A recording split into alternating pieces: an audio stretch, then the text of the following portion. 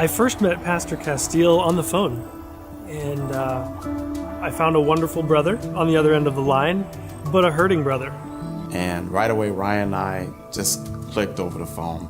I was expressing to Ryan that I was really interested in being a part of this program, and Ryan stopped me and he was just like, hold up, let's start praying. Can we pray first?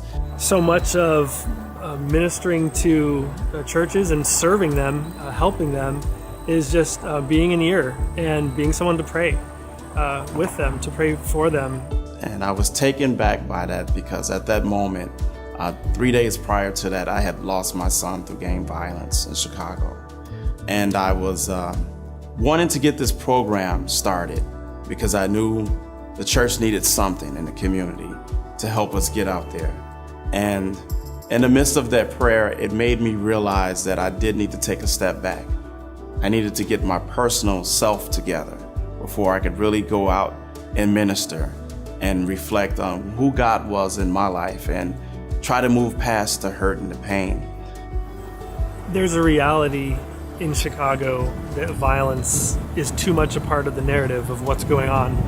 And there's a lot of gospel work to be done, but there are these things like the violence here, like some of the race issues that are here, that are a part of the overall conversation. And to have one of our brothers call and have had this happen to him within his own family, to lose his son to gun violence in Chicago, it breaks your heart. But there's that opportunity to pray for him, but he ministered to me in an amazing way by showing me that resilience in the Lord to be able to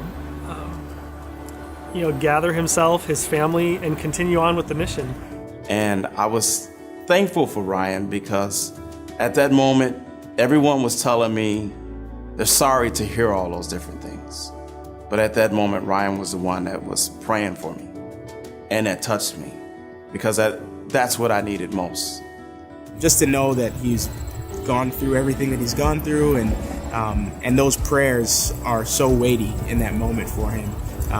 It's just really, really eye-opening, encouraging. It definitely spurs us on to continue doing that kind of thing and seeking those same kinds of relationships with our other pastors. I love the way that Paul speaks to the Philippians. In Philippians chapter 1, he says, man, you guys have been partners in the gospel. They're miles away, but he's telling them, you guys have been with me. You've been partnering the gospel with me. So I think that speaks to the dynamic that we have at CHF.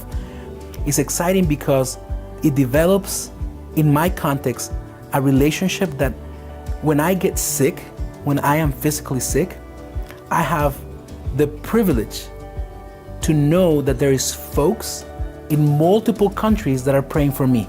And that sounds very selfish, but that's true.